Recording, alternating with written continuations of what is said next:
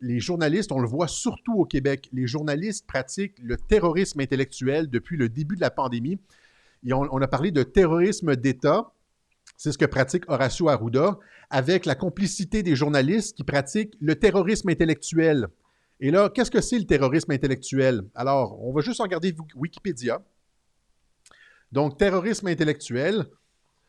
Le terrorisme intellectuel, je vous avais donné la définition du terrorisme d'État et ça collait bien à ce que Arruda et Legault étaient en train de faire peur à la population avec des faux chiffres.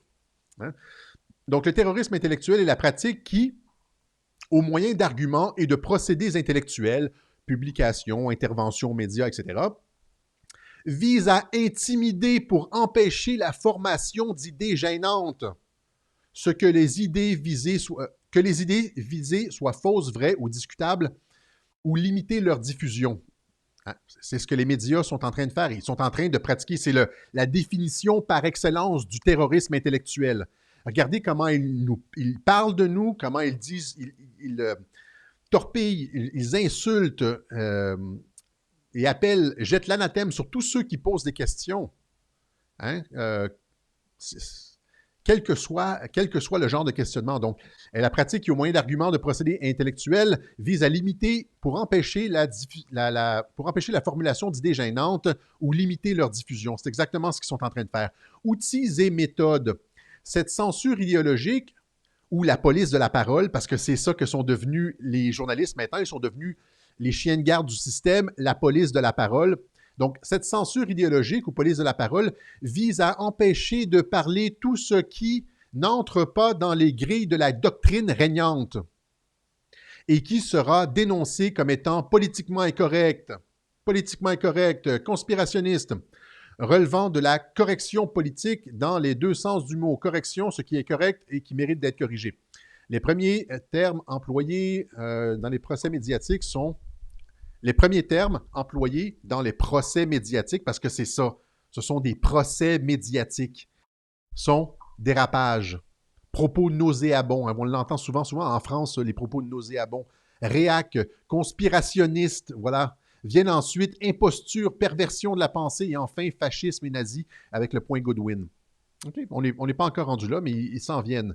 Le terrorisme intellectuel n'est pas une fin en soi, c'est un moyen pour favoriser ses propres idées. Donc, il s'attaque à nos questionnements légitimes afin de faire triompher leurs propres idées. C'est totalement malhonnête et c'est indigne du journalisme. Vous comprenez? C'est totalement indigne du journalisme. Afin d'orienter les débats publics et donc se favoriser soi-même en tant qu'incarnation de ses idées. Voilà. Terrorisme intellectuel. Alors, il y a des gens, je ne suis pas le seul à l'avoir vu. Il y a l'ancien super ministre, je dis super ministre parce qu'il a occupé tellement de fonctions, il a été là tellement longtemps, Jacques Brassard, qui appuie nos propos, qui était de passage à Radio X avec Dominique Moret, une entrevue d'une quinzaine de minutes que je vous invite à écouter sur le site de Radio X, parce qu'il parle de Trump aussi. Il a exactement la même position que Radio-Québec sur Trump, c'est-à-dire que les médias sont totalement menteurs sur Trump. Et il y a cette espèce d'unanimité. Il y a la même unanimité avec Trump qu'avec le COVID. Et donc, il dénonce tout ça. Je vais écouter un montage que j'ai fait de son entrevue avec Dominique Moret. Je suis en grogne depuis qu'on a décidé d'imposer, de rendre obligatoire le port du masque. Je pense qu'on a fait du mur à mur qui n'était pas requis ni nécessaire. Qu'est-ce que le gouvernement devrait comprendre des gens qui sortent dans la rue pour manifester contre le port du masque obligatoire? Parce qu'il y en a de plus en plus. Il y aura une manif d'ailleurs en fin de semaine. Alors, je pense qu'il y a un message qui doit être compris, que les élites se contredisent à qui mieux mieux et que le port du masque obligatoire peut très certainement se questionner. Le port du masque obligatoire pour les enfants de 10 ans à l'école également doit se questionner. Donc, qu'est-ce que le gouvernement doit comprendre de cette masse de plus en plus grande de gens qui questionnent, M. Brassard? En fait, je pense que j'ai mal fait mon montage. Là. Il manque la section où est-ce qu'il dit qu'il nous appuie. C'est dommage parce que c'est ça le clou. Dans l'entrevue, il dit « Ben, je les appuie, ceux qui manifestent. » OK? Alors, je viens de me réécouter, j'ai fait une erreur au montage. Là, il dit « Je les appuie, ceux qui manifestent. » pense qu'ils Merci, M. Brassard. doivent en tenir compte que c'est un signal d'alarme. Là. Ça veut dire que les Québécois trouvent que les autorités scientifiques et politiques sont allées trop loin. Les appuyez-vous, les gens qui marchent? Ah, voilà. Ah oui, moi je pense que c'est tout à fait légitime. C'est tout à fait légitime que les gens qui sont contre cette décision-là manifestent.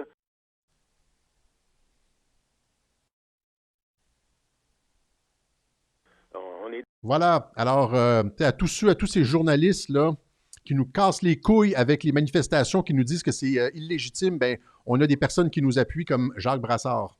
on est encore dans une démocratie, Ben il me oui. semble, n'est-ce pas? Geneviève Alors, Guilbeault a dit non, faut donc, pas en parler. Hein? Elle a dit ça la semaine passée. Non, faut pas parler d'eux autres, là. Geneviève Guilbeault qui est allée dire ça. Qu'est-ce que vous en dites? Ben là, ça m'apparaît incongru comme décision, comme position.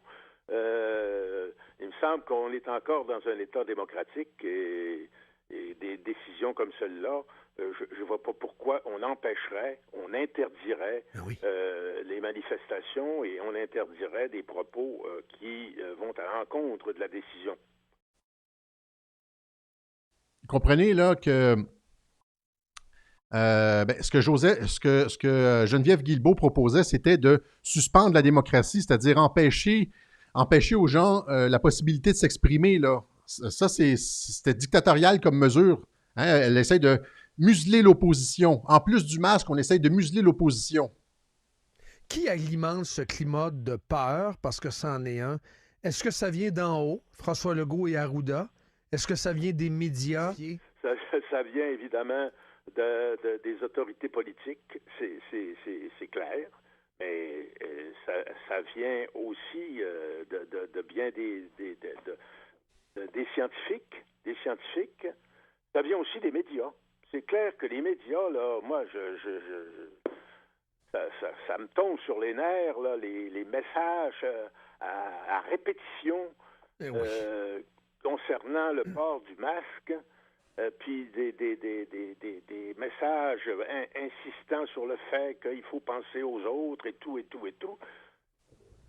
Je suis plus capable de les entendre. Je vous le dis très clairement, je suis plus capable de les entendre. On dirait que les médias veulent nous confiner davantage. On dirait que les médias veulent nous enlever plus de liberté. Hein, il dit, c'est exactement ça, c'est les médias qui imposent davantage de mesures coercitives c'est eux qui déploient, qui ont été chargés de déployer tout l'appareil de contrôle social, de contrôle de la pensée. C'est les médias. Ils l'exercent sur la population, mais dès que le politicien, genre, essaie de se trouver une marge de manœuvre, ils s'acharnent sur le politicien pour dire que ça n'a pas d'allure. Ils attaquent autant les politiciens que la population. Bizarre de réaction. Est-ce que vous avez la même perception, M. Brassard? Absolument. Les médias veulent maintenir le suspense et la peur.